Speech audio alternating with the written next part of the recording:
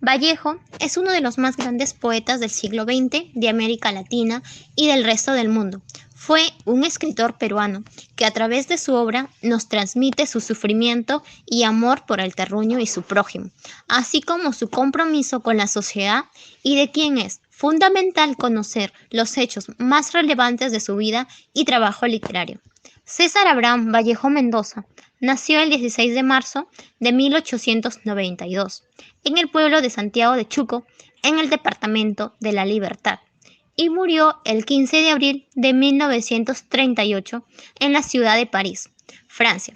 Sus padres fueron Francisco de Paula Vallejo Benítez y María de los Santos Mendoza Gurrionero. Vallejo tenía 11 hermanos y los clasificaba en 3 grupos. En el primer grupo estaban los 4 viejos, quienes eran los más mayores.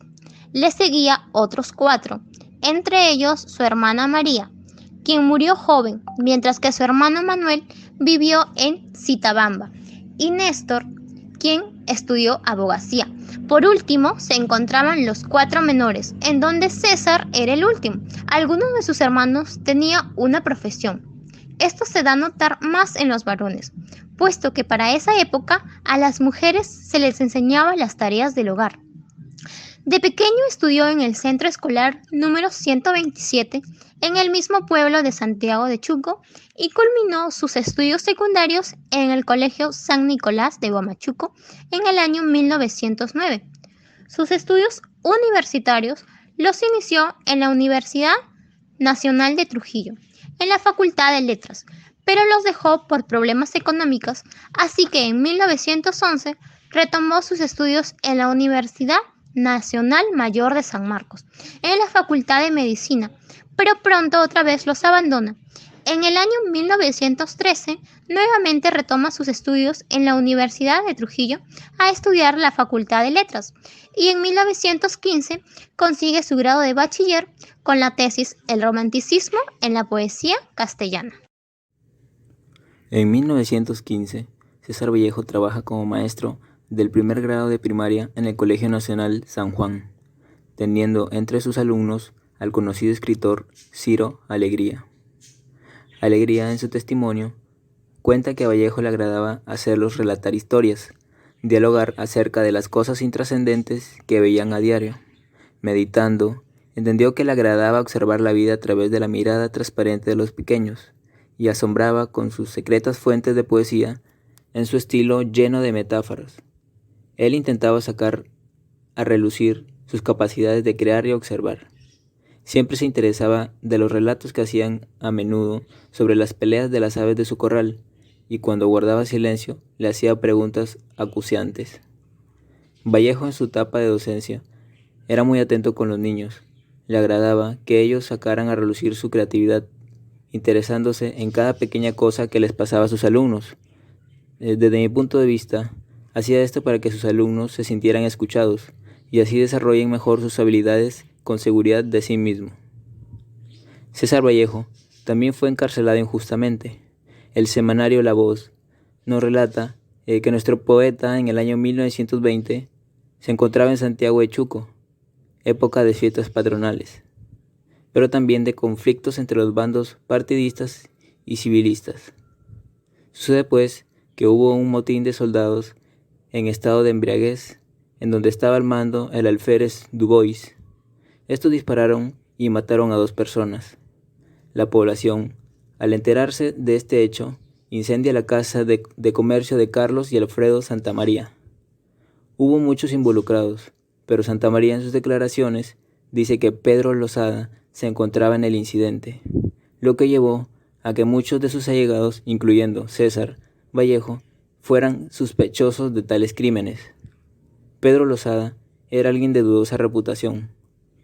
Todo ahora inexplicablemente apuntaba a César Vallejo, a quien le imponen una orden de captura. Losada es detenido en su camino a Trujillo. Fuga. Días después es encontrado muerto. Vallejo fue encarcelado y pasó 112 días en prisión. Al cumplir sentencia y cuando ya habían declarado que Vallejo no tenía ninguna participación en ese incidente, la familia Santamaría, por vergüenza política, no se quedó tranquila. Así es como Vallejo, golpeado psicológicamente, planea que lo mejor era salir del país. La vida de César Vallejo en París. Vallejo, tras vivir una vida llena de sufrimiento e injusticias en nuestro país, toma la decisión de irse al extranjero, en este caso a la ciudad cumbre, donde se reunían escritores de todos los países. París. Asimismo, no solo se quedó en Francia, sino que también viajó a España y Rusia, pero siempre recordando el pasado. Los relatos de Juan Espejo, Astorrizaga y Antenor Orrego se centran únicamente en los años peruanos de Vallejo, 1892 hasta 1923. Juan Domingo Córdoba Vargas, Ernesto More y Armando Bazán ofrecen activos de Vallejo durante sus breves asociaciones con él en París, pero sus testimonios adolecen de la ceguera de la retrospectiva y frecuentemente se contradicen en cuanto a las fechas. El relato voluble de George, la viuda de Vallejo, de sus últimos años en París, escrito expresamente para subrayar su compromiso político, pero más encubiertamente para contradecir otras versiones. Está plagado de errores, exageraciones y omisiones. Entre las escasas fuentes sobre la vida de Vallejo en Europa y que lamenta Clayton González 2018, manifiesta que la situación y profesión de Vallejo se vio afectada cuando comenzó a vivir en Francia, ya que el lírico peruano no contaba con recursos económicos, estadía y un empleo que le permitiese asumir gastos indispensables para que viva el día a día abrumado por tales circunstancias. César Vallejo buscó distintas oportunidades para asegurar su sostenibilidad. Nuestro célebre escritor tuvo en París. Tiene una vida difícil. Georgette, la mujer que sería uno de los principales pilares en su vida, siempre se mantuvo con él. Meneses 2005 manifiesta que Vallejo conoce a Georgette en el mismo barrio donde él vivía, pues su edificio se ubicaba frente al suyo y con quien mantenía muchas discusiones con su madre. Al parecer no se llevaban bien, pero que, con la muerte de esta señora, ambos podían iniciar su amor. Aquí es donde Georgette lo apoya moralmente y económicamente, haciendo que él crezca más como escritor.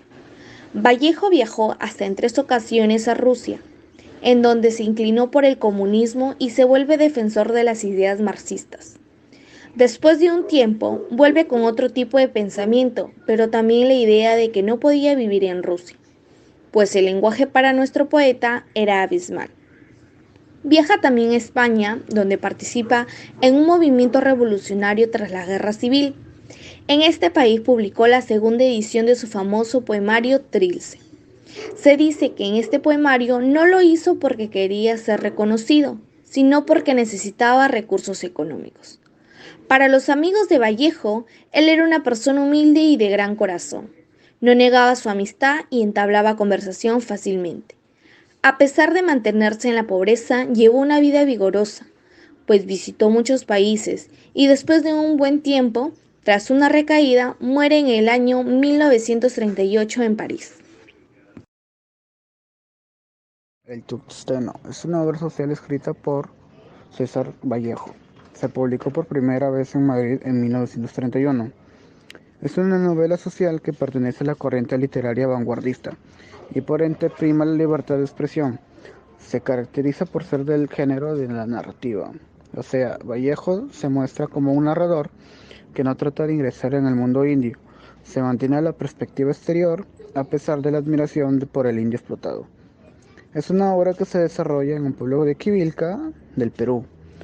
Este denuncia los peligros del imperialismo en el Perú que se realiza por intermedio de las grandes transnacionales mineras, las cuales son apoyadas por la oligarquía local, así como por otros oportunistas, cuyo único interés es el mayor lucro posible, sin importar los derechos de las personas para las cuales no tienen ni un escrúpulo en privar a precio grotesco las tierras de los nativos, pagar a los obreros salarios bajos y cometer una serie de crímenes, abusos, injusticias contra la población local, con la única excusa de que todo aquello que realizaban era por el bien de la modernidad y el progreso del país.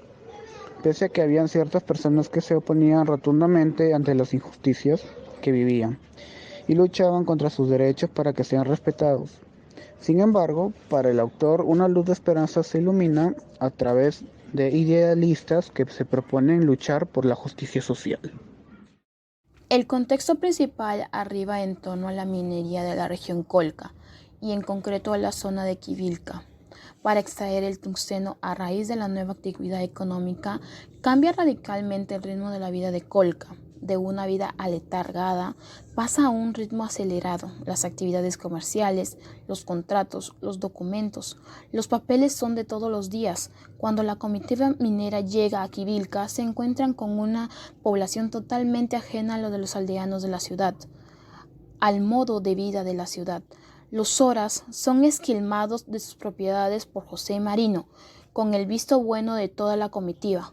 La novela nos sitúa que en la primera mitad del siglo XX, en los Estados Unidos ingresa a la Primera Guerra Mundial y necesita más y más tungsteno para su economía de guerra. Y como siempre, los hombres pobres de los países pobres pagan los platos rotos. Esta época se caracteriza de un lado por lo natural, el abuso y el uso de los pobres para sus trabajos forzados y para los beneficios de los descarados dueños de empresas y autoridades de cada pueblo. También por el lado de los obreros se comienza a hacer la protesta y ya de forma consciente para la defensa de sus intereses. En el capítulo 1, los hechos suceden en el asiento minero de Quivilca. Comienza con una descripción de la Gran Indiada, que inicialmente se vierte en la empresa minera norteamericana. La tranquila vida del pueblo se convierte en una bullicia y alterada ciudad por la circulación masiva de los dólares. Los Soras sirven primero como guías a la empresa Menino Society y después principian a rendir inocentemente todo lo que poseen. Los obreros de la empresa insultan a los Soras diciéndoles indios brutos, raza endeble, servil humilde. El capítulo se cierra con una horrible y repugnante escena donde los personajes principales, incluyendo Mr. Take y Mr. Weiss, toman parte en la violación de Graciela, alias La Rosada, a quien han jugado los dados. Entran en turno por orden de jerarquía social y económica. En el capítulo 2, los hermanos Marino, José y Mateo, quienes se enriquecieron como agentes al servicio de la empresa Menino Society, son aliados del subprefecto en la pesquisa de conscriptos para el ejército, así como los trabajadores para la empresa. La captura de dos indios, Isidro Yepes y Braulio Conchudos, es interrumpida por la descripción que hace César Vallejo acerca de la población indígena que vive fuera del Estado peruano y fuera de la vida nacional. El juez limeño, el comerciante José Marino, el cura Velarde y el subprefecto Luna ilustran una inhumanidad indescriptible que se refleja también en la crueldad de los gendarmes y en la insensibilidad de los vecinos de Colca. El intrépido Servando Guanta tiene la inmensa valentía de protestar contra la injusticia. Una breve sublevación de los indios se produce, pero es sofocada cruelmente. La pequeña burguesía de Colca acusa a los indios del derramamiento de sangre. En el tercer y último capítulo de la novela, se dedica a discusiones políticas entre Servando Guanta y el agrimensor Leonidas Benítez.